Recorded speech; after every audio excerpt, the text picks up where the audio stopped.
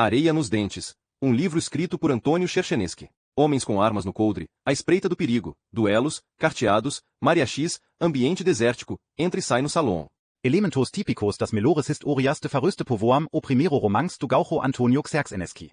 Embaralhadas a eles, situações em geral alienígenas ao clássico repertório do Velho Oeste. Um escritor às voltas com um vírus de computador, pitadas irônicas de metalinguagem e até um ataque de zumbis. O pastiche, porém, é apenas uma das dimensões deste livro de estreia. Herdeiro das artimanhas do cinema, contagiado pelas possibilidades narrativas da metaficção, Areia nos Dentes passeia por enquadramentos originalíssimos. Como pontos de partida, dois eixos narrativos básicos. Em Mavrak, um vilarejo perdido na fronteira entre o México e os Estados Unidos, duas famílias alimentam uma rivalidade ancestral, num passado não muito remoto. Num apartamento da capital mexicana, um aposentado experimenta as angústias típicas de um escritor, ao tentar, nos dias atuais, narrar a história de seus antepassados. Debaixo destes dois eixos, porém, há diversas outras histórias que se agregam num jogo de espelhos, construído com humor esperto e destreza literária. Porque Areia nos Dentes é, sobretudo, um exercício de estratégias narrativas. O leitor ora invade o diário de um personagem, ora acompanha, concomitantemente, o pensamento de dois cowboys envolvidos numa perseguição a cavalo, em duas colunas que dividem a página. Recursos que provam a raridade deste romance de estreia, publicado originalmente em 2008 finalista do Prêmio Açoriano de Narrativa Longa, no qual a ousadia estilística caminha lado a lado com a ideia de que a literatura pode e deve ser uma baita diversão.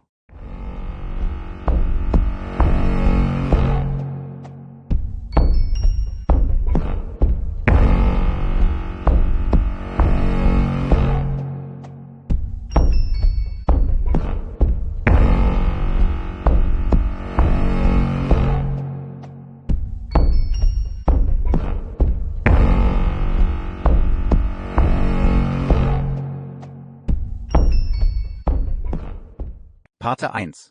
Capítulo 1. E os mortos voltarão à vida, exclamou o xamã na noite, e seu grito ecoou e foi ouvido. O céu estava colorido de tons arroxeados com nuvens esparsas e finas fatiando a lua. E havia o medo. Havia o medo em todos os cantos. Hoje em dia, os homens temem bobagens. Outrora, temiam a noite e a morte. Não importava a arma no coldre. A declaração do xamã arrepiava todo e qualquer pelo. Arrepiava espíritos.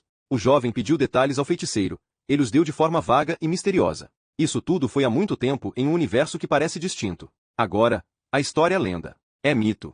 E os detalhes distorcem, e a precisão se perde. Pessoas como eu preenchem lacunas com auxílio da imaginação. Inventamos fatos. Inventamos pensamento. Mistificamos um pouquinho com o conhecimento que temos do cinema. A brincadeira dá um certo sabor, tira um pouco do peso. Por bem ou por mal. Pois o que relato é a história de meus antepassados, as tensões que aumentaram pouco a pouco e culminariam no retorno dos mortos. Não. Minto.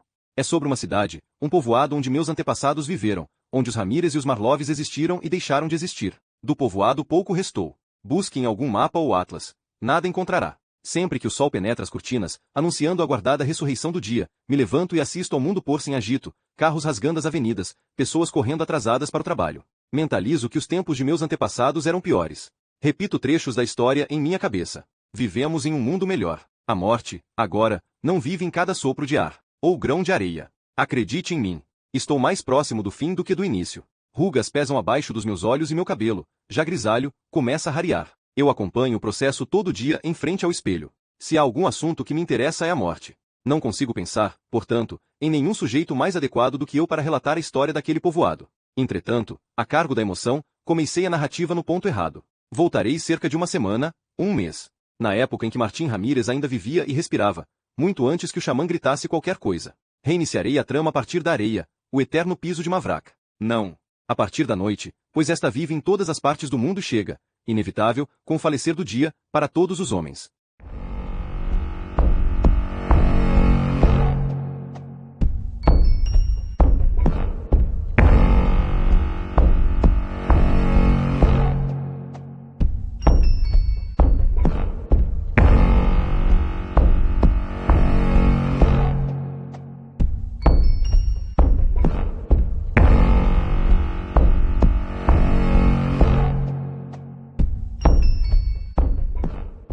Capítulo 2. A noite tremia em prenúncio de tormenta. O casarão dos Marloves era rígido e imponente, um desafio ao mundo e à vida. Líquidos borbulhavam no estômago de Martim, que vagava, todo fantasma sob o poncho escuro, pelas ruas do povoado de Mavrak. Seu rosto, alumiado de quando em quando por um relâmpago distante, era uma paisagem montanhosa. Seus olhos escondiam qualquer sinal de dúvida. Acariciar a pistola no coldre lhe fornecia uma dose extra de coragem, injetada na veia, que se punha a percorrer todo o seu organismo. Martin Ramirez sabia Soideva. Sentia uma presença na escuridão, vigiando, conferindo se ele realmente iria em frente com a missão. Martin tentava convencer-se de que seu objetivo era claro e simples. Mas claro e não poderia de fato ser, pois quem ordenou a invasão não deixará transparentes os motivos. A outra abordagem de pensamento era se imaginar um contratado, um mercenário. Exceto que não ganharia uma moeda de ouro por isso. O melhor, que diabos, era não pensar sobre a missão. Apenas executá-la. Quão difícil seria penetrar no escuro por aquela janela da casa dos Marloves e chegar ao porão. Ele averiguara que Samuel e Leon Marlove estavam no salão do McCoy, e o estoque de uísque recém tinha sido renovado. A matriarca, por sua vez, estava em seu quarto, no segundo andar, denunciada pela luz acesa. Por que sua mão esquerda tremia então? Por que ficar nervoso? Quais eram as chances de ser pego em flagrante na invasão? Somente se a senhora Marlove escutasse algum ruído e decidisse descer, pistola em mãos, para descobrir a fonte do barulho. Martin, porém, não tinha o que temer. Ele fora treinado desde criança pelo seu pai para ser sutil como a brisa. Miguel Ramírez, muito amigado que era com os índios, deixou seu filho Martim por meses junto a uma pequena tribo. Tal tribo jaz no passado, esqueletos abaixo da areia, dizimados por um grupo de pistoleiros brancos. Porem, o legado permaneceu na mente de Martin. O treinamento do silêncio. Um toque de mão em seu ombro. Martim engoliu o grito de pavor e, ao se virar, já estava mais consciente de quem era a única pessoa que poderia ter chegado por trás despercebido. E o pai. Droga. Você quer me matar do coração? Enchega de circular a casa, filho. Já vou entrar, pai. E o tempo é escasso. Seu pai escarrou no chão e retirou um cigarro de palha do bolso. Prosseguiu, com uma voz mais seca. E você viu seu irmão Juan? E não. Onde ele está? Em casa? E acho que não se lun. Escute. Por favor, tente não comentar nada com ele. E esse pensamento nunca cruzou minha cabeça. Veja se você toma cuidado. E eu sou um Ramírez, pai. E isso não diz muito hoje em dia, filho. Martim pensou em argumentar, porém os lábios não se moveram. Seu pai se afastou, e outra vez Martim se viu solitário na noite de Mavrak. Ao se aproximar da janela do casarão, analisou o pouco que via do reflexo de seu rosto. Sua pele, que era de um amarelo pardo e marcante, estava esmaecida, quase pálida. Olheiras consideráveis eram o suporte dos olhos pretos. A casa dos Marloves respirava tranquila. A barra de metal que Martim colocou na fresta da janela não trouxe perturbação alguma. Ele esgueirou-se para dentro, tocando suavemente o assoalho de madeira da sala. A escuridão era completa, e os relâmpagos haviam cessado. Martim aguardou, inerte, inspirando e expirando da forma mais controlada possível até que suas pupilas dilatassem e as trevas se convertessem em algo menos intimidador. Ainda que conhecesse, de dias passados, a geografia daquela sala, seria uma tarefa árdua chegar até a escadaria no outro canto sem esbarrar em nenhum dos móveis. As silhuetas dos objetos estavam borradas. Avançou tateando o chão com cuidado. Em um repente, decidiu ousar. Acendeu um fósforo entre as palmas das mãos. A estratégia provou-se inteligente. Não fosse pela mínima iluminação do fósforo, haveria derrubado um lampião que estava no piso. Quando a chama aproximou-se da base do fósforo, Martim o apagou em um sopro tímido e escondeu a evidência na bota. O piso rangeu, audível apenas para Martim. Em 2 minutos, percorreu a pequena distância até a porta do porão. Tentou abrir a maçaneta gelada, mas a porta não cedeu. Martim nunca pensou que seria fácil, em todo caso. Retirou uma pequena ferramenta de destrancar fechaduras e trabalhou no escuro, tendo o tato e os mínimos ruídos metálicos como aliados. Ouviu o clique definitivo da fechadura. Testou a maçaneta. A porta abriu em um rangido esganiçado. A escuridão era completa. Tudo que Martim enxergava era o primeiro degrau de uma escadaria. Avançou um pouco e acendeu outro fósforo. Uma decepção. No final dela, havia outra porta. Praguejou mentalmente e desceu. Martim Ramírez teve a clara impressão de ouvir, vindo de trás da porta, uma conversa abafada e, depois, silêncio. Colou o ouvido contra ela para escutar melhor. Nada. E, então, quase ficou surdo. Um tiro perfurou a porta e o silêncio, abrindo um buraco que, por centímetros, não atingiu o cérebro de Martim. Lascas de madeira caíram em seu cabelo, e Martim esqueceu qualquer tranquilidade, correndo para a janela de origem sem sutileza alguma, os passos fortes e barulhentos. Quando viu, já estava sobre a areia de Mavrak, deixando pegadas por todo o caminho. Ao perceber isso, parou de correr e voltou a pisar com suavidade. Recobrou o raciocínio lógico, não podia deixar que o seguissem. Dobrou à direita, à esquerda. Fez trajetos improváveis e circulares, plantando pistas falsas e confusas. Por fim, tirou os sapatos e foi para casa. Sentou-se na varanda. Acendeu um cigarro, uma insignificante chama na noite. Nosso Senhor eviscerou a barriga arroxeada do céu e uma furiosa tempestade foi despejada sobre o povoado. E não me seguiram, pensou. E a chuva vai apagar qualquer traço. Na manhã seguinte, Martim Ramírez foi encontrado morto.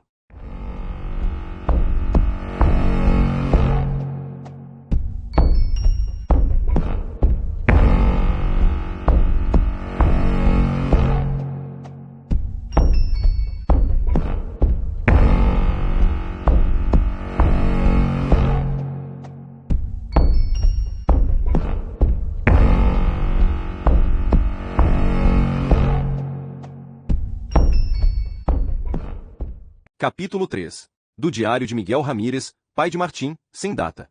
Acordei. Pensei que não tinha pregado o olho momento algum na noite até acordar com a claridade da janela. O povoado de Mavrak despertara amarelado e faceiro, o que me deixou ainda mais irritado. Fiz um café mais forte que o normal no dia. Fechei os olhos enquanto despejava o pó. Minha mulher perguntou: "Você viu o açúcar?" Eu disse que não era para ser tomado com açúcar. Ele devia ser aceito como era. No balcão de bebidas, tinha um espaço vazio. A mulher havia escondido o meu uísque. Não ia brigar por isso, não naquela hora. A xícara tremia em meus dedos engrossados pela idade. Isso não é certo, mulher. Pai não deve enterrar filho, nunca. Ela apenas mirou a janela. Eu acho que o Tuco fez um ótimo trabalho, você não concorda? Eu perguntei quem diabos era o Tuco. O coveiro. Foi ele que fez o caixão. Acho que esse jovem daria um ótimo carpinteiro. E o que diabos o caixão tem de tão especial? Ele é bem trabalhado, sabe? O Tuco era amigo do Martín. Ela prosseguiu, e eu acho importante. Ah, sim. O lugar onde o corpo dele vai passar o resto da eternidade tem que ser uma beleza. Precisa uma frase engraçadinha entalhada, e bem-vindos, vermes. Em bom apetite. E se. Não? Ela disse que eu estava mais insuportável do que o normal. Eu quase perguntei se ela esperava algo diferente. Não havia muitas pessoas lá. Nunca imaginei que os amigos que Martim fizera fora de Mavrak viajassem até o nosso fim de mundo para dizer umas palavrinhas. Eles nem devem ter ficado sabendo. 3/4 dos presentes elogiaram a cerimônia. A primeira vez que tentei contestar com e que diferença faz a qualidade da cerimônia. Minha mulher me cutucou. Decidi dar uma trégua. Uma bela cerimônia. O reverendo William morrera mês passado. Não havia tempo para guardar um novo padre. Jonas, por ter sido um seminarista, disse que não havia problema em ele mesmo encarregar-se das pendências religiosas do ritual. Assim foi. Se esperássemos um padre de verdade, Martim começaria a feder. Para ser sincero, seu odor já estava nauseante. Um tiro atravessara seus intestinos. Estrebuchara com sangue e fezes no chão. Se sua morte não foi gloriosa, por que seu enterro deveria ser? Teria sido o tiro nos intestinos o primeiro? Espero que não. Torço para que tenha sido o último, ou então que tenha sido disparado após a morte, do tipo dado para garantir que aquele corpo não iria mais se levantar. Torço. Porque não existe imagem pior em minha mente do que meu filho morrendo, em sua última respiração, sentindo o cheiro de sua própria merda. Há grandes chances de essa imagem ser verídica. Com poucas diferenças. Em minha mente, o assassinato não foi executado no escuro. Há luzes de velas que iluminam o rosto de Marlov, com revólver Colt de 6 balas na mão. Qual malove esta indefinido?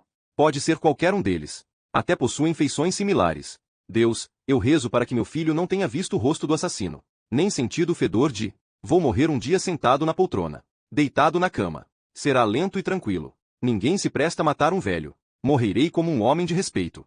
De vida insossa. O maior momento da vida, a morte. A minha será insignificante. E ainda assim, será melhor que a de meu filho. Após o enterro, minha mulher deitou-se na cama ao meu lado, acariciou-me o peito e disse que eu tenho que ter pensamentos mais animados. Deveria me concentrar em imagens alegres e felizes. Aguardar com antecipação os maravilhosos dias que compartilharei com meu outro filho, Juan, e com meu netinho Sérgio. Recordar com amor e nostalgia os bons momentos, e somente esses. Eu perguntei a ela se o médico da cidade grande ainda faz aquele negócio. Qual era o nome? Loboto. Aquele com um martelo e um prego na cabeça da gente.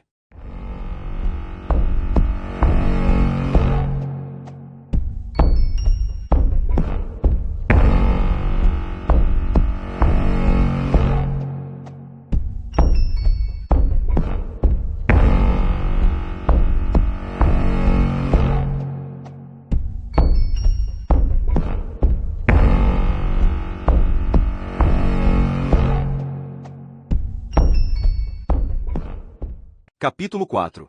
O universo era Mavrak e ele saía da inércia matinal para dar início à vida. Os olhos inchados de Miguel Ramírez tudo sentiam por trás da janela. Viu cavalos a beber água. Viu o malove. Viu por ali seu outro filho, Juan, cabelos oleosos e escorridos voando ao redor do pescoço mesmo com chapéu. Seu neto Sérgio, distante. Viu Vienna lavando rupa. Viu feno voando com o vento. Viu Maria, esposa do McCoy, mulher rara de se encontrar de dia, era mais famosa por suas atividades noturnas. Todas as pessoas se encontrando, se cumprimentando, sendo simpáticas e gentis umas com as outras, ou ao menos cordiais, educadas. Como? Se ele saísse à rua, se esconderia em suas vestes e não daria um só em bom dia. Havia sol na rua, sol. Como se o mundo fosse indiferente ao luto, à morte de seu filho. Na cabeça de Miguel, nuvens tinham que cobrir o céu. Era dever do clima se ajustar à sua percepção. Pensando melhor, nem mesmo Juan vestia preto. Que desrespeito. Tudo bem, repetiu para si Miguel. Juan nunca pareceu fazer parte desse mundo, de qualquer jeito. O pequeno Sérgio, sentado nos degraus em frente ao salão, atirava uma moeda enferrujada para cima e a conferia logo em seguida. Das 62 vezes que fez isso, a moeda deu coroa em 39, cara em 23. À sua frente, surgiu um vulto, e ele conjurava uma sombra que preenchia o corpo de 1 metro e pouco de Sérgio, assim interrompendo o lançamento que preparava. U concentrado, Sergio? I perguntou Juan Ramírez. E sim, tio. Eu estava pensando se praticando muito existe um jeito de dar sempre coroa. Juan olhou com ternura para Sérgio como resposta. E você está arruinando meu treino, tio. Eu por quê? U a sombra. O senhor é alto demais. E isso me cheira a inveja, disse Juan, alargando os lábios com um sorriso generoso. Tio, você é tão engraçado. E Sérgio soltou um ha-ha-ha exagerado. Juan passou a mão nos cabelos de Sérgio e perguntou, e onde está o seu chapéu? Lhe esqueci em casa. Ora, então vá buscá-lo. O sol está inclemente, filho. Sérgio levantou-se rápido e começou a correr. Juan o interrompeu. Ei, filho, você não viu o vô por acaso, viu? Eu vi no enterro, tio. Foi a última vez. Juan espremeu os olhos e agradeceu com um movimento de cabeça. Ajeitou o seu próprio chapéu, apertou as curvas da borda. Sentia-se culpado de trazer o assunto do enterro à tona. Era o segundo do pequeno Sérgio Ramírez. Primeiro, seus avós paternos, mortos em um incêndio de causas nunca completamente esclarecidas. Agora, seu tio Martin. Isso sem contar sua mãe, que morreu no parto e foi posta abaixo da terra quando Sérgio contava apenas um dia de vida. Órfão de mãe, abandonado pelo pai, um bêbado andarilho, vivendo em Mavrak, quase sem amigos de sua idade. Juan buscava racionalizar como era possível que Sérgio não se tornará um aprendiz de pistoleiro, um embrião de mercenário que não conhece honra ou lei. Com o passar dos anos, Sérgio parecia até mais normal. Parecia até, não ousava verbalizar tal pensamento, uma criança com potencial. Potencial de sair daquele povoado, de ter um bom emprego, talvez ser o tipo de homem que porta gravatas e que instala as tão faladas ferrovias, unindo cantos distantes do planeta. Se o mundo não acabasse antes. Ele também podia resultar em um Juan da vida, um tipo raro, uma exceção, homem que viu o resto da terra e regressou. Fora estudar nas cidades grandes, nas universidades do norte, o norte que pregava liberdade aos escravos durante a guerra. Entretanto, desejos obscuros o trouxeram de volta a poeirenta Mavrak, a Mavrak inerte, tão ao sul, tão distante dos conceitos arrojados de justiça que lhe ensinaram. Juan Ramírez aprendeu todas as matérias que podem transformar um ser humano com sentimentos em um homem de ciência dotado de lógica e razão, mas não se deixou convencer por elas. Subvertendo todo o pensamento coerente, rendeu-se à intuição que possuía sobre seu destino de estar em seu povoado natal, a sua crença de que sua família, os Ramírez, necessitava dele. E, quando deu por si, estava montado em seu corcel, cavalgando em direção a Mavrak, deslumbrado com as coisas ínfimas como o pôr do sol no deserto e os esqueletos de bois e outros animais enormes soterrados pela poeira. Na viagem de volta, Juan notou um fato alarmante. A areia ficava cada vez mais áspera e avermelhada ao passo que se aproximava de Mavrak, e embora tal fato não possuísse relevância alguma para o resto dos seres humanos, a mudança da cor e da textura da areia afetava diretamente o tecido de sentimentos de Juan. As pedras fritavam no sol. Juan acreditava que o deserto de Mavrak só era habitável para pedras e lagartos. Ele chutou pequenas rochas alaranjadas no piso e acreditou ver fumaça emergindo delas. Logo retornaria Sérgio para continuar sua brincadeira, dessa vez de chapéu na cabeça. Que coragem de ficar na rua, na temperatura escaldante. Juan jogou a cabeça para cima e deparou-se com o inconfundível semblante de Viena, à distância, moça que sonhara em desposar um dia e, então, ajustando o foco de sua visão, percebeu que seu pai estava a caminhar rumo ao salão do McCoy. Miguel Ramírez transitava logo à frente de Juan com o máximo de velocidade que podia obter de suas pernas fracas e varizentas e de sua refinada bengala de cedro. Juan, incrédulo, de pronto se esqueceu da visão de Viena e perguntou a Miguel: pai, o que você está fazendo por aqui? De aquela sua mãe, que o diabo a carregue, escondeu o vinho, o uísque, só não me tirou o tabaco. E está que é uma espora nos colhões, dizendo para eu pensar em coisas alegres e só nelas. Não dá para aguentar. Juan, então, acompanhou seu pai, cedendo o ombro esquerdo para que ele se apoiasse. Miguel e Juan pisavam no degrau que levava à entrada do salão quando um homem do lado de dentro foi arremessado para fora pela janela, estilhaçando os vidros e caindo estatelado contra o chão. A queda do sujeito, mais gordo que uma vaca leiteira, produziu um baque surdo que transcendeu até o ruído do vidro. Um outro homem pulou pela janela quebrada e, montado em cima do gorducho, o segurou pelo colarinho da camisa e disparou tiro após tiro no seu rosto até que este se tornasse um emaranhado de carne, sangue e dentes. Juan observou espantado a cena. Não pôde evitar, em sua mente, a associação entre a imagem do rosto destroçado e os pavorosos ensopados servidos no salão. O assassino virou-se para ele, e Juan levantou os braços. Miguel, franzindo o senho, resmungou: "Embaixe esses braços, filho, você parece um palhaço." O pistoleiro fitou alucinado Juan, apontou para o cadáver desfigurado no chão, e explicou: "E estava roubando no pôquer." Juan fez um já, e o assassino puxou umas da manga da camisa do morto como prova. Ele estendeu o braço para entregar a carta suja de sangue para Juan, que a recusou. Já entendi, já entendi." E o pistoleiro ofereceu um sorriso banguela e regressou para dentro do salão para continuar o jogo. Usou a porta dessa vez, não a janela. O cadáver ficou ali, esquecido em seu silêncio de morte, e provavelmente assim ficaria por horas, pois nem um dente de ouro tinha o morto para se roubar. Juan estava paralisado, quase catatônico, até que seu pai o sacudiu pelo ombro e propôs. E sim, que tal se nós tomássemos um belo trago, não? Ponho na minha conta. Juan, relutante a princípio, cedeu e abriu a porta de vai-vem. O interior do salão proporcionou uma escuridão que trazia um alívio súbito demais da claridade do dia.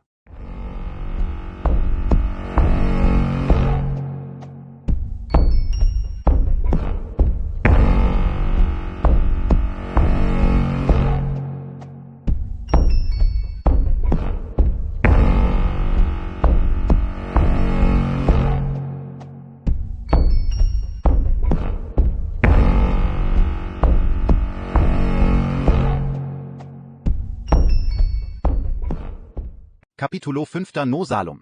McCoy, se não é uma visão e tanto essa. Pai e filho juntos. O que os traz aqui? Não me digam. Mulheres? Querem que eu chame a Maria para que ela lhes apresente as moças?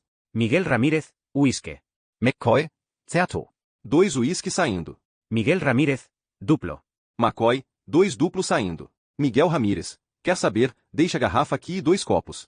McCoy concorda e entrega o pedido. Miguel serve ambos e começa a beber em silêncio. Maria desce as escadarias, trajando um sóbrio vestido preto. Miguel Ramírez, viu, filho? Isso é maneira de portar-se. Vestindo preto, de luto. Juan Ramírez examina suas próprias roupas. Maria McCoy, O.S. Ramirez. Pai e filho. Sina rara. Ah, Joanito, você tem os olhos do seu irmão. Maria suspira teatralmente. McCoy, Maria, ofereça uma das meninas para animar essa família. Miguel Ramírez, so whisky oje, McCoy. Obrigado, Maria, e obrigado pelo seu respeito com a morte. Está cada vez mais difícil encontrar pessoas que respeitem os mortos. McCoy, você conhece a Maria, Miguel. Ela sempre gostou muito de seu filho Martim. McCoy força um sorriso amarelo. Maria, incomodada, sobe as escadarias de volta. McCoy, eu também lamento muito a sua perda. Não estou vestindo preto porque minha roupa escura está para lavar. E também porque, apesar do nome, sou um mexicano como vocês. E nós vemos os mortos de um outro jeito, sabe? Miguel Ramírez ignora McCoy. McCoy, e então, viram que briga emocionante essa que aconteceu agora há pouco? Ah, que nada, vocês estavam do lado de fora. De lá era impossível entender o que aconteceu. O sujeito que estava roubando no pôquer não estava desarmado, não. Não foi tiroteio covarde. Além de um as na manga, ele tinha uma faca escondida na bota, caso alguém descobrisse os seus truques. Além de ladrão no jogo, é ladrão ruim. Não sabe roubar nem usar uma faca. Logo o outro tirou a faca dele e jogou. Miguel Ramírez, o Sr. McCoy pode nos deixar em paz por uns instantes? McCoy faz uma careta de desgosto. Sai para a pia, onde lava copos. Juan Ramírez, então, pai, o senhor quer conversar sobre o que aconteceu? Miguel Ramírez, sobre o sujeito que roubou no pôquer? Juan Ramírez, não. Sobre o Martin, pai. Miguel Ramírez, não. Nenhum interesse. Juan Ramírez, cochichando, o senhor não está planejando nenhuma vingança, né? Miguel permanece calado, sorvendo o uísque. Eles terminam um copo. Miguel serve outro. Juan Ramírez, pai, o senhor continua forte feito um touro. Eu já me sinto tonto no segundo copo. Miguel Ramírez, você sempre foi ruim de copo. Isso tem que mudar, filho. Muitas coisas têm que mudar. Juan Ramírez, escute, pai, eu estou triste como o senhor com a perda do meu irmão. E ainda? Miguel Ramírez, não. Juan Ramírez, eu ainda estou vivo, pai. E o Sérgio também. Eu não me envolvo em problemas. Sou uma pessoa de bem, você sabe. E nós vamos criar o Sérgio para que ele não se envolva tampouco. Miguel Ramírez, sua irmã não se enfiava em problemas, e ainda assim, está 7 pés debaixo da terra. E seu irmão Martim estava apenas fazendo o que devia quando. Entram Leon e Samuel Marlove no salão. Samuel Marlove, ora, se não são os Ramírez. Miguel Ramírez, 2 dos restantes. Leon Marlove, foi bom que os encontramos. Eu e meu irmãozinho aqui queremos deixar claro uma coisa, sem rodeios. Silêncio tenso. Leon Marlove, nada tivemos com a morte de Martim. Miguel Ramírez, quase se engasgando com a bebida, acha que somos mais crentes do que padres. Nós bem sabemos que vocês querem o terreno onde ele morava. Nós bem sabemos também, não é, filho, que vocês não perderiam uma oportunidade de matar um Ramírez. Samuel Marlove, sim, é verdade, não perderíamos uma oportunidade. Mas nós não tivemos oportunidade. Não somos, valha-me Deus, assassinos. Leon Marlove, se você continuar falando assim, eles nunca acreditarão em nós, irmãozinho. O fato é que não fomos nós. Juan Ramírez embriagado, o que foi que ele disse? McCoy, ele está só tagarelando, garoto. Samuel Marlove, ei, McCoy, você está do lado deles? Leon Marlove, ignorando seu irmão e, se o senhor acha que fomos nós, deveria ter ido até nossa casa e conversado, em vez de... Samuel Marlove, em vez de chamar um homem de fora para resolver. Porque vocês não são homens o bastante. Juan Ramírez, Do que ele está falando, vai? Miguel Ramírez. Agora, filho, nem eu faço ideia. Samuel Marlov. Sim, sim, sim. Vocês chamaram o senhor xerife do município. Nós recebemos a notícia. O homem que vai trazer paz a Mavrak está chegando a qualquer momento. Miguel Ramírez. Eu não estou bêbado como meu filho e ainda assim não estou entendendo merda alguma do que vocês dois estão me dizendo. Leon Marlov. Querem me dizer que não foram vocês que chamaram o xerife Thornton? Miguel Ramírez. O único Thornton que conheço é o vira-casaca do Deck Thornton, que abandonou o grupo do Pike. Samuel Marlove. ¿Qué diabos? Vocês não estão se fingindo de ingênuos, porque se não foram vocês, agora mesmo que não entendo nada. Leon Marlov. Parece que estamos com problemas de comunicação. Miguel Ramírez. Acho que nossas famílias sempre tiveram esse tipo de problema. Leon Marlov. Nós vamos investigar melhor o assunto. Se descobrirmos que vocês estão mentindo. Miguel Ramírez. E se eu descobrir, ou melhor, quando eu descobrir que vocês mentem sobre aquilo que eu acho que vocês mentem, eu acho que vocês não dormirão tranquilos por um longo tempo. Samuel Marlove cospe no tchau. Ele e Leon saem do salão. Miguel bebe mais um gole. Miguel Ramírez. Essa cidade podia ser boa. Com esses dois respirando e cuspindo por aí fica difícil. Juan vai ao banheiro vomitar.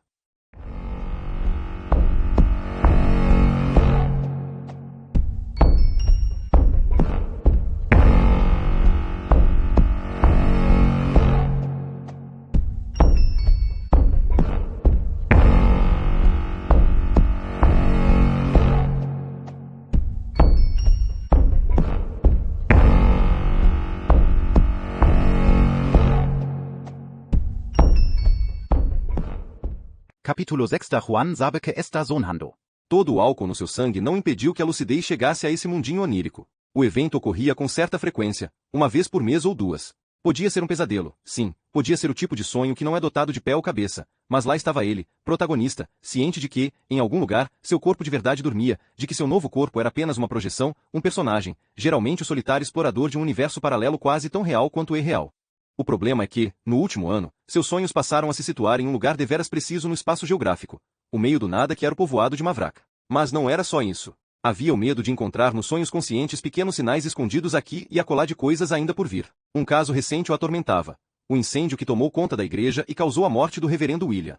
Juan, em um sonho que teve certo tempo atrás, precisou retirar seu crucifixo do pescoço, porque o calor que emanava da cruz era insuportável. E, no enterro do reverendo, estava Juan, quieto, sentado em um canto, abismado com aquilo que torcia para que fosse somente uma coincidência. Se de fato houvesse uma ligação entre sonho e realidade, ela ocorria em um nível que Juan não estava disposto a visitar. Só a ideia de possuir um poder de tal dimensão dentro de si enviava calafrios por todo o seu corpo. Juan sabe que está sonhando. Está assustado e tem seus sentidos aguçadíssimos. Qualquer evento fora do comum pode ser um sinal. O problema é que, no universo dos sonhos, nenhum evento pode ser categorizado como normal. E como interpretá-los? A cruz quente era óbvia, mas seu inconsciente sempre poderia armar uma cilada e ser sutil. Juan tem todo o direito do mundo de estar apavorado. Mavrak. Mais poeirenta do que de costume. A areia integrando nuvens que vagavam na altura dos humanos como pessoas perambulando pelas ruas do povoado. Deserta, a Mavrak sonhada. A única coisa que impede a Mavrak verdadeira de ser uma cidade fantasma é o fato de que é habitada. Mas ela carrega o fantasmagórico na sua essência, no seu sangue. Sombras de cavalos e pessoas cavalgam e caminham nas casas de madeira clara. Os ouvidos de Juan escutam somente o vento e a areia. Ele nada pressente. O sol do meio-dia está eclipsado por uma nuvem cinza. Agacha-se e põe a cabeça contra o solo. Não há passos ou movimento em um raio de quilômetros. Levanta-se. Sua orelha ficou cheia de areia por fora e por dentro. Uma esfera de poeira se aproxima. Abre a boca e sente pequenos grãos de areia se grudarem nas frestas de seus dentes, a sensação mais desagradável que conhece. Tenta cuspir parte da areia, mas, ao abrir a boca para isso, tudo que consegue é absorver outro punhado de grãos. Fecha a boca em desistência. Ele aguarda, ele caminha, ele olha, ele espera. É a primeira vez em que nada ocorre em seu sonho. Sente o desejo de correr por Mavrak atrás de alguém, algo, um evento, um sinal. Grande ou pequeno, tanto faz, desde que significativo. A cidade parece não permitir que a calmaria desça do trono. O aumento gradual da luminosidade indica que Juan despertará em instantes. O ideal será não recordar do sonho. Há algo mais assustador que o nada? A claridade faz da cidade um paraíso esbranquiçado. Pode sentir o universo ao seu redor se desintegrando aos poucos, junto com seu corpo. Qualquer esforço para resistir será em vão.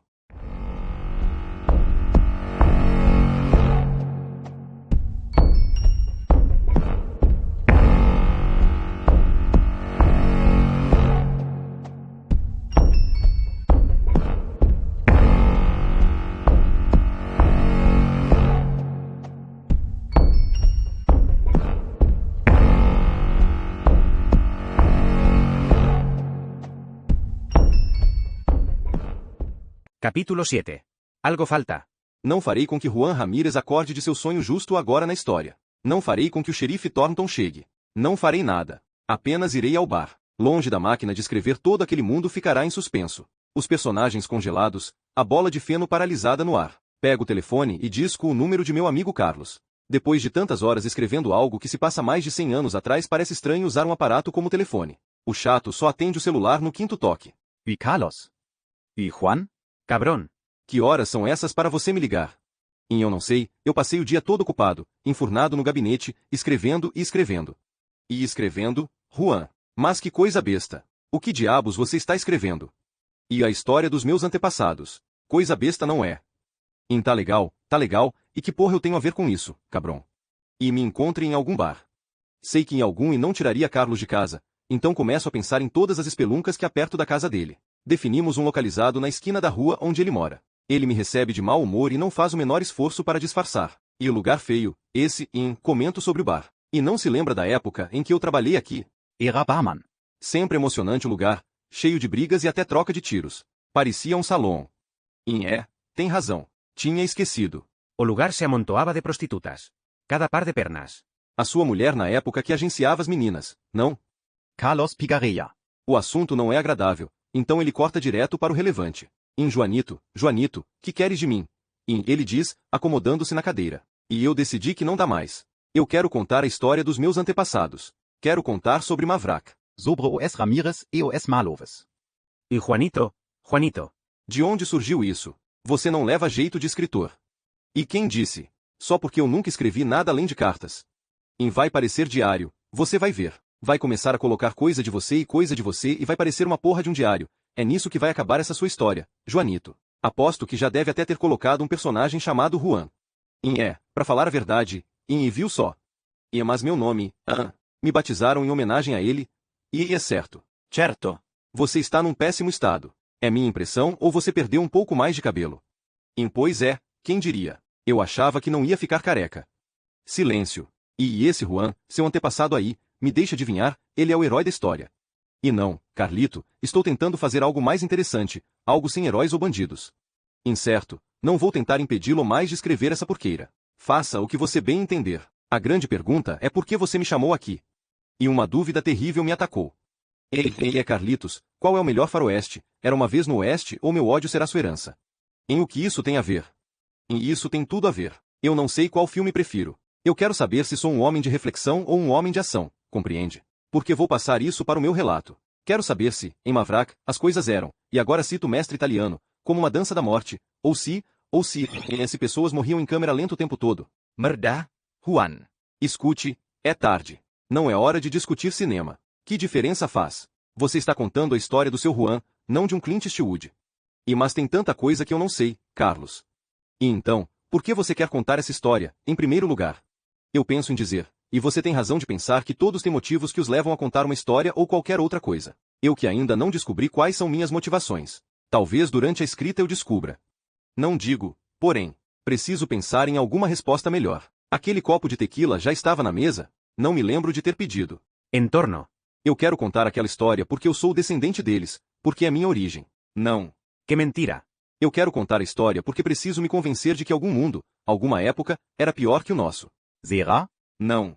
Porque eu não tenho mais nada para fazer, Carlos, é por isso que estou escrevendo. E nada. E a aposentadoria chega, torro minha grana em bebida, mando uma ajuda de vez em quando pro filho. Eu passo tempo demais em casa, Carlos. Não tenho mais mulher. Contratar uma companhia? Não gosto de puta barata, sou exigente. Passo muito tempo sozinho. Daí, quando eu saio de casa, parece que todo mundo, o planeta Terra, todo ele tá indo pra algum lugar. Menos eu. Eu não estou indo pra lugar nenhum. E o mundo tá indo pro inferno, isso sim. Eu olho o relógio. Tenho a impressão de que havia passado mais de um dia trancado, pensando e escrevendo, pensando e escrevendo. Eu preciso descansar. Dormia. Tá escrevendo onde, Juan? E oi. Em computador. E que nada. Máquina de escrever. Se é para ser antiquado. E o quê? Seu louco. Carlos começa a gesticular com ambas as mãos, desenfreado, tentando comunicar algo. Pergunto, abismado, por quê? E imagine se você perde essa sua história toda. Toda essa trabalheira, desperdiçada. E fica por aí a conversa. Um sorriso escapa de mim.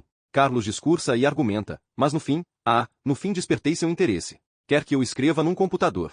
Está preocupado. Eu sei que ele é como eu. É um faroeste. Ele quer saber no que vai dar. Seu entusiasmo é perceptível. Com ânimo revigorado, voltarei para casa e passarei tudo o que fiz para o computador. Mas antes. Antes. Antes preciso dormir. Como meu Juan está dormindo agora no texto. Nesse universo que é meu relato, no mundo à parte que é Mavrak. Quero acordar junto com Juan, não este Juan velho cansado, mas Juan Ramírez, jovem herói com futuro em branco nas páginas a serem escritas. Peço mais uma dose de tequila e logo me despeço, sem muitas palavras, de Carlos. Não posso evitar, porém, de dar um abraço afetuoso no amigo e sussurrar um inaudível e obrigado.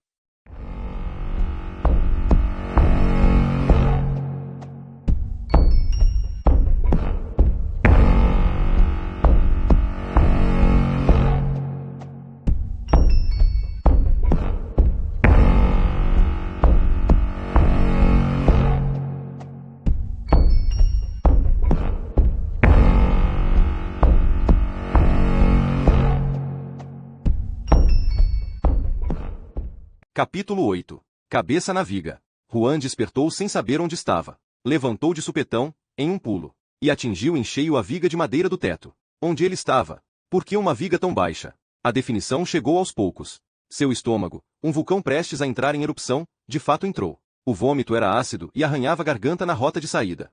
Juan mirou o chão. Acertou em parte o corpo e a cama. Vozes existiam do lado de fora do quarto e eram tão embaralhadas quanto a consciência de Juan. A porta abriu. Ou não. Seu pai e sua mãe se aproximaram. Mas talvez ele não tivesse acordado ainda. Então, Juan afundou sua cabeça outra vez no travesseiro e se sentiu mergulhar dentro da cama, o quarto cada vez mais distante. Ele enxergou, ao longe, o rifle na parede e se lembrou de onde estava, na casa dos pais. E voltou em um salto ao universo. Recobrou a capacidade de assimilar frases. A primeira que compreendeu, e eu falei que o menino era ruim de copo. A segunda, e Amador. Terceira, deixe o rapaz, Miguel. Juan recordou de um sonho vago e confuso. Mas não era momento de vasculhar na memória. Sua cabeça doía como se tivesse recebido uma coronhada, e de fato ele sofreu um impacto físico contra a viga de madeira. Tanto fazia. A cabeça de Juan estaria explodindo de qualquer forma. Ele disse, e eu acho que vou vomitar mais um pouco. E o fez. O futuro é o presente que é o passado. Dessa vez, acertou o chão com um líquido mais esverdeado. Juan sentiu seu cabelo sendo acariciado pela sua mãe. Filho, você tem que entender que seu pai é mais experiente que você. Não dá para você sair e encher a cara com ele. E o que esse menino fazia na universidade? Pensei que servia para aprender alguma coisa sobre a vida. Pelo jeito, não aprendeu muito. Os pensadores estão lá no norte. Os homens de verdade estão aqui no oeste. A força da regurgitação inundou os olhos de Juan com aquela água salgada que convém chamar de lágrimas, e Juan nada mais era que um animalzinho indefeso, derrotado na batalha contra seu próprio corpo. Como o jumento cinza que o acompanhará quando criança, que nos seus últimos dias padeceu de uma doença que parecia vir de nenhum outro lugar além de dentro de seu delgado corpinho equino. Com uma visão caleidoscópica das pálpebras úmidas, vislumbrou o olhar do pai. Miguel Ramírez, homem de verdade, Ramírez de verdade. Ele dizia tantas coisas com aquele par de olhos. No momento, Juan pôde depreender. A, frustração. B, vergonha. C, raiva. E Juan arriscava uma letra. D, medo. Mas medo do quê? Necessitava dormir mais. Não seria capaz de se levantar. O cheiro pavoroso não estava apenas no vômito exteriorizado. Também habitava suas narinas. Nem sabia que horas eram. Podia ser dia ou noite. Inferno. No fechar dos olhos, uma ardência avermelhada, e imagens do sonho retornavam. Mavrak e o nada. Poeira e poeira. Areia. Mas que diabos está acontecendo? Miguel Ramírez abriu a janela e viu que todos os outros cidadãos decidiram pela mesma atitude. Uma trilha de poeira. Uma diligência puxada por 2 cavalos musculosos e determinados. A lona branca estava limpa, ou melhor, o mais limpo que um tecido pode ficar depois de atravessar o deserto. O homem que dirigia a carroça tinha o rosto coberto pela sombra de seu chapéu. Com elegância, frearam os cavalos, diminuindo gradualmente de velocidade até parar por completo, sem um solavanco. Com o canto do olho, Miguel pôde observar um sujeito à distância com um rifle nas mãos, os punhos tremendo de preocupação com o que poderia sair da diligência. Os mavraquianos, emudecidos, aguardavam em expectativa transbordante. As únicas novidades que Mavrak conhecia eram pistoleiros solitários que paravam no povoado apenas para uma noite de descanso no meio de uma viagem maior. Cavalos robustos de sela reluzente e diligências com bancos forrados de veludo não eram itens ordinários. A primeira coisa que saiu da carroça foi um maço balançante de folhas de papel. Então, Miguel viu a mão que a segurava. E, logo a seguir, lá estava ele. Todo ele. Sujeito alto, pele clara e cabelos pretos, um bigode espesso e bem aparado, 2 chumaços de pelos como sobrancelhas, vestindo uma espécie de uniforme que Miguel e todos os outros 30 ou 40 presentes nunca tinham visto antes. O homem olhava ao redor, analisando cada canto do povoado. Ergueu a mão direita, gesticulando para a cidadezinha, e perguntou em um brado: E isto é Maverick? Ninguém respondeu. Ao fundo, uma placa presa por correntes batia contra uma parede. Perdão, perdão. Mavrak? Escutou-se uma prostituta, ao longe, comentar. E o que você acha, meu lindo? Uma pessoa cochichou para outra que o nome da cidade havia sido mesmo Maverick, uns 200 anos antes, mas a placa com o nome teve algumas letras comidas com o passar do tempo, e um bom cidadão, por questão de sonoridade, adicionou a letra I aí no meio. O homem, nada intimidado pela recepção árida, começou um discurso que parecia ensaiado. U meu nome é Xerife-Tonten. Fui designado pelo governo para trabalhar nesta cidade. Eu preciso de uma habitação provisória até o momento em que terei um local de vivência e trabalho adequado. Ele pausou, pigarreou, olhou suas folhas de papel, procurando com a ponta do dedo o que mais deveria anunciar. Leon Marlov se aproximou, com Samuel atrás, como uma sombra. Leon falou no tom mais grave e solene que sua boca e seus pulmões eram capazes de produzir. E Sr. Thornton? É Sheriff Thornton, Senhor, era Marlowe. Leon Marlowe. Leon cuspiu no chão. Samuel imitu. E então, xerife, por que o senhor veio até nossa pacífica cidade? Como eu disse, Sr. Marlov, fui designado pelo governo, e Leon o interrompeu. E sim, todos nós escutamos o senhor grasnar isso. Mas quem entrou em contato com o governo? E eu fui informado que vocês não possuem figura alguma de autoridade aqui nesta cidade. E isso é sinceramente inaceitável. Porém, as coisas funcionam bem aqui, xerife. Não precisamos de nenhum sujeito de estrela prateada no peito para manter Mavrak na linha. Thornton fitou a estrela no próprio peito. Ela brilhava com o queimar do sol. E também fui informado de que houve um assassinato nesta cidade. Um assassinato sem motivos claros. Sem culpado a se apresentar. Foi a vez do xerife cuspir no chão, quase acertando as botas de Leon. Seu escarro era transparente, ainda que denso. Leon bufou e estalou os dedos da forma mais sonora possível. E o Sr. Leon não saberia me informar nada sobre esse assassinato, saberia? Samuel Marlov, esquecido atrás de Leon, passou a primeiro plano já ruidoso. E então, foi aquele desgraçado do Ramírez que o chamou. Eu sabia. Nenhum dos Marlovs havia percebido, porém, que Miguel Ramírez já havia saído de sua casa e estava parado na varanda, a observar a cena. Sua voz rouca foi ouvida, e eu não chamei xerife algum. Os Ramírez sempre souberam resolver as coisas por conta própria. Não havia mais o que se dizer. Pássaros cantaram no céu e cessaram. Ouviu-se o vento. E ele também cessou. Mavrak foi dominada pelo silêncio por segundos ou minutos, engolida na areia movediça do tempo. A voz de Thornton quebrou o encanto, e não faz diferença quem pediu minha presença. Agora, é exigência do governo, e os habitantes de Mavrak deverão acatar. Digam-me, então, onde posso comer um bom ensopado? Os habitantes de Mavrak trocaram olhares, e todos, como sincronizados, apontaram com a cabeça para o salão do McCoy.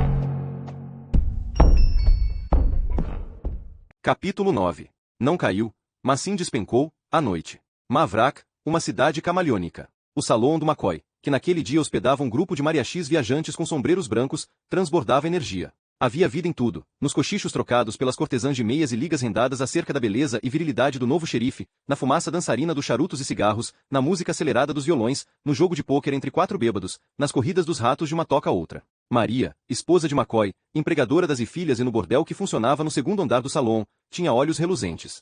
E esse par negro de olhos focava com ambígua frequência a figura solitária de Thornton. Ele estava sentado no bar, embebido de silêncio, portando uma roupa mais casual que o seu uniforme da tarde. O homem da lei comeu ensopado quando chegou e, agora na noite, devorava outro prato fundo de cheiro acolhedor com bigode molhado do caldo. McCoy ofereceu um copo de cerveja cheio até a borda. U cortesia da casa disse. E o ensopado de carneiro está uma delícia, senhor, mas devo recusar a bebida. Aceitaria, de bom grado, outro copo d'água, no entanto. Antes de Sir McCoy Francio e sobrancelhus, intrichado. E o senhor parou de beber, Sr. Thornton. E nunca fui muito do álcool, meu jovem. McCoy achou a expressão de meu jovem muito curiosa, pois Thornton talvez tivesse menos anos nas costas que ele. Sua postura rígida, seu rosto.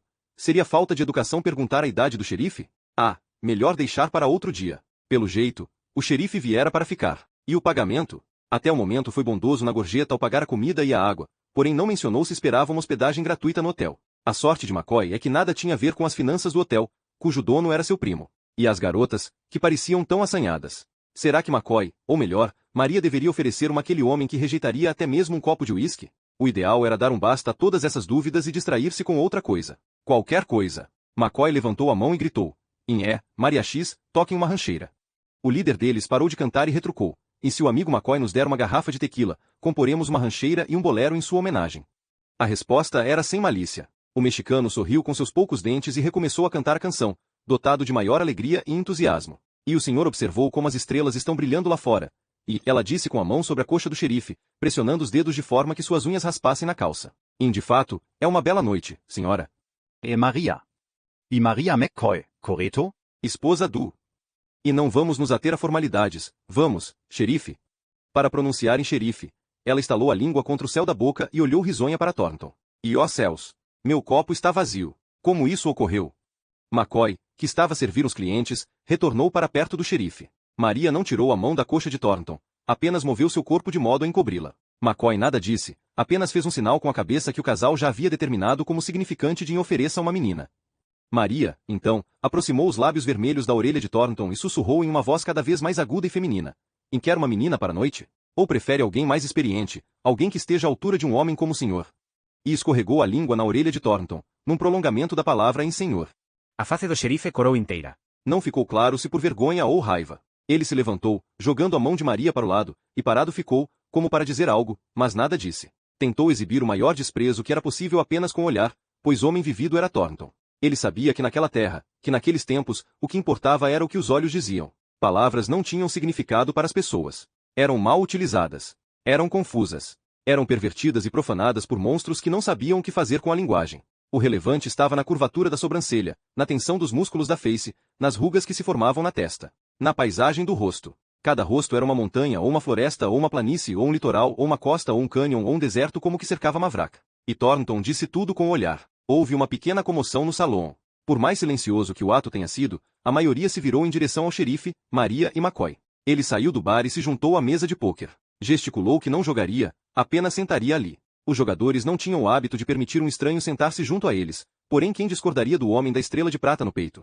Um símbolo brilhante daqueles carrega consigo resíduos de valor e peso, não interessa quão perdida seja a cidade. Aliado a um homem sóbrio, sabe-se lá quão bom ele é na pontaria, perto dos embriagados do pôquer, estava aí uma pessoa que ninguém se atreveria a importunar. Thornton abaixou o chapéu e escondeu o rosto na escuridão. Há quem diga que ele adormeceu no instante, um sonho tranquilo disponível apenas àqueles que não arrastam fantasmas na consciência.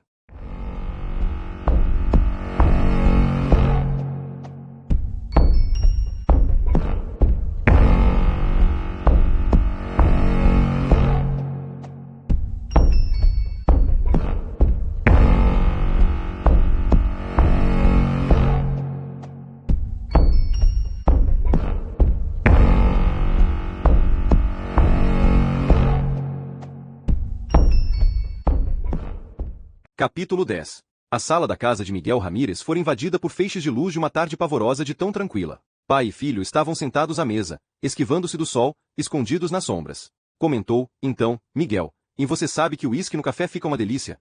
E acho que chega de uísque, não, pai? Miguel ri. Em só umas gotas, Joanito, para enfrentar o dia. Juan sorriu, porém não seguiu o conselho do pai e continuou bebendo seu café puro. Achou esquisito que não fora necessário adicionar uma dose graúda de açúcar na xícara. E até que esse café não está tão forte, considerando a sua média. Miguel nada replicou, apenas fitou seu filho de modo estranhamente sereno, uma árvore na floresta de galhos gordos que não se moviam nem com tempestade. Sobreviveu àquela ressaca então? Sim, pelo amor de Deus. Não pretendo beber tanto assim de novo por um belo tempo. E nunca vi alguém ficar tão mal, por tanto tempo. Por Dios. Juan deixou cair a cabeça para trás, sobre o encosto da cadeira, e ficou observando o teto. Com as mãos, tateou os bolsos atrás de um cigarro. Quando baixou outra vez a cabeça, viu que seu pai lhe havia arremessado um através da mesa. Colocou o cigarro na boca, e seu pai se debruçou sobre a mesa com um fósforo já riscado. Juan levantou as sobrancelhas e comentou, e que eficiência, contudo, ao olhar outra vez para o pai, a serenidade havia desaparecido. Mais próximo da mesa, agora, Miguel era atingido por uns teimosos raios de sol que revelavam uma expressão enrijecida e grave. Miguel tossiu. E eu não sei por quanto tempo mais poderei adiar essa conversa, filho. Que conversa? Replicou Juan, ainda não desprendido da inocência e calma na voz. E a que a gente vai ter agora? Miguel abriu a boca para falar, e então disse.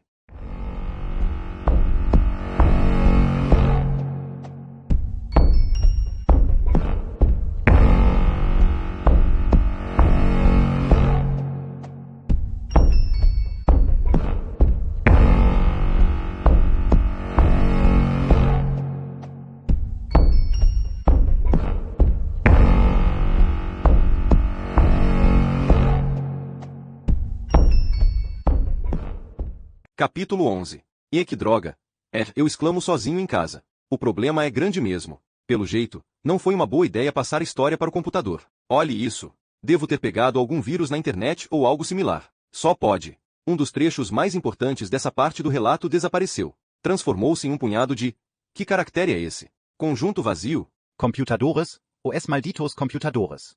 Essas máquinas parecem alienígenas. Não sei lidar com elas. Sempre suspeitei que foram criadas apenas para rodar o jogo de paciência. E agora? Vou ter que voltar para a máquina de escrever? Eu me pergunto se a culpa não é dos nachos. Deixei cair uns pedacinhos nas frestas do teclado. Ah, que nada, não foi o teclado que estragou, foi essa tranqueira do processador de texto. Pego o telefone, mais enfurecido que o Beelzebub, e disco para meu filho. Fico impressionado com o fato de que ainda sei de cor o número dele. Seria capaz de discar de olhos fechados. O telefone toca uma vez e eu desligo. O que eu tô fazendo? Faz um tempão que eu não converso com meu filho e decido ligar para ele só porque o computador aqui deu problema. Só porque tive que interromper minha historinha? Não, isso não é certo. Que incrível, esses conjuntos vazios são inapagáveis. Não consigo excluí-los de forma alguma.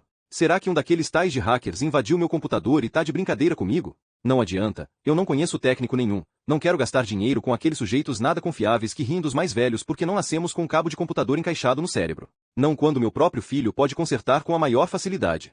Vou ligar para ele. Vou dizer que o computador é apenas uma desculpa para a gente se reunir, botar o assunto em dia, essas coisas. Um pretexto. Disco outra vez. Na terceira ele atende, uma voz sonolenta. Será que é noite ou dia? Estou fechado há tempo demais nesse gabinete. E alô, diz ele. Filho. E quem é? E como quem é? Porra, quem mais o chamaria de filho? E Juan. Você pode me chamar de pai, sabia? Eu explico a situação. Ele diz que virá, porém não marca uma hora específica. Por mim, tudo bem, meu relógio biológico já foi para os ares. Até a chegada dele, decido prosseguir com o relato. Mas o trecho que eu escrevi e foi cortado pelo vírus estava tão bonito, tão articulado. Não quero reescrevê-lo. Vou continuar de onde eu parei, acho que talvez não cause muito prejuízo ao entendimento da história. Se meu filho conseguir recuperar o que foi perdido, tudo bem. Se não,